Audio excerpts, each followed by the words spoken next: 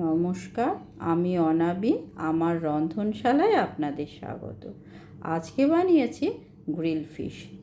এটা একদমই oil free একটা রেসিপি। অনেকেরই তো ধারণা থাকে মাছ মানেই ভীষণ তেল দিয়ে ভাজা, একদম ডুবো তেলে ভেজে রেসিপিটা বানাতে হবে, কিন্তু এটা একদমই অয়েল ফ্রি একটা রেসিপি। তাহলে চলুন শুরু করা যাক আজকের রেসিপি। প্রথমে আমি এখানে 3 পিস রুই মাছের পিস নিয়ে নিয়েছি।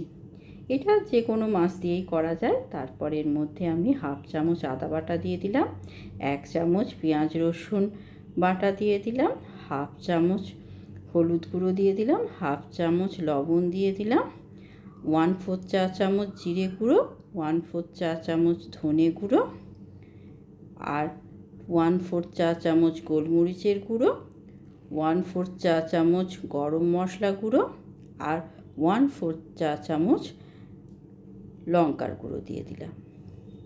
এবারে আমি এর মধ্যে হাফ লেবু, পাতিলেবু ভালোভাবে রসটা চিপে এর মধ্যে দিয়ে দিচ্ছি।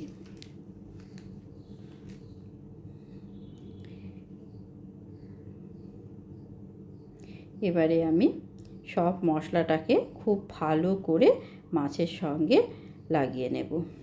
মাছটা এপিট ওপিট করে 2 পিঠে খুব ভালোভাবে মশলাটা লাগিয়ে নেব। ভালোভাবে মশলাটা লাগানো হয়ে গেলে এটা আমি প্রায় 1 ঘন্টা মতো এইভাবে ম্যারিনেট করে ঢাকা দিয়ে রেখে দেব।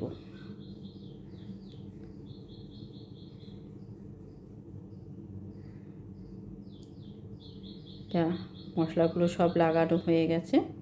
এবারে 1 ঘন্টা পর আমি দেখাচ্ছি। গ্যাসে আমি একটা ফ্রাই প্যান বসিয়ে নিলাম, তাতে আমি কিছুটা বাটার এভাবে ব্রাশ করে দিচ্ছি। এবারে মাছগুলো একটা একটা করে আমি এর মধ্যে দিয়ে দেব।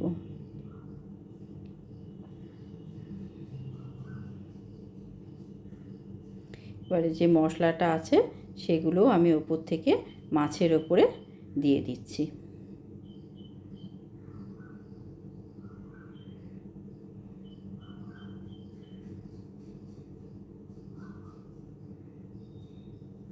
এবারে এটা আমি 10-15 মিনিট মতো একদম লো ফ্লেমে রান্না হতে দেব।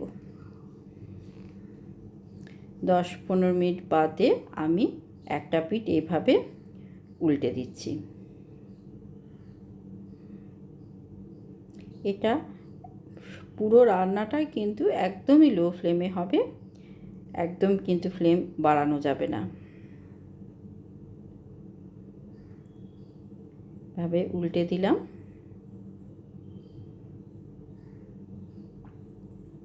একটু চেপে চেপে দিলাম। এবারে ওপর থেকে হালকা করে মাছগুলোর ওপরে একটু করে বাটার ব্রাশ করে দিচ্ছি।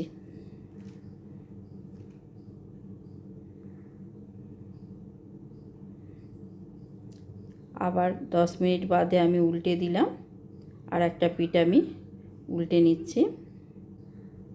দেখুন দুটো পিঠই কিন্তু খুব ভালোভাবে রান্না হয়ে গেছে। এবারে এই দিকটাতেও আমি হালকা করে একটু বাটার ব্রাশ করে দেব মাছগুলোতে। এতে মাছগুলো কিন্তু ভীষণই সফট থাকবে, খেতে অসম্ভব টেস্টি হয়। ব্যাস হয়ে গেছে। এবারে আমি গ্যাসটা অফ করে নামিয়ে নেব। এবার এটা আমি গরম গরম পরিবেশন করছি। ভীষণই সুন্দর লাগে। যারা স্বাস্থ্য সচেতন বা যারা ডায়েট করছেন তারা কিন্তু এইভাবে মাছটা রান্না করে খেতেই পারেন, ভীষণ ভালো লাগবে খেতে। আর একদমই অয়েল ফ্রি একটা রেসিপি। আপনারা দেখতেই পেলেন। কেমন লাগলো আজকের এই গ্রিল ফিশ জানাবেন, আর অবশ্যই এইভাবে গ্রিল ফিশ বানিয়ে খাবেন। আজ আসি, আবারও অন্য দিন আসবো অন্য একটা রেসিপি নিয়ে। ধন্যবাদ।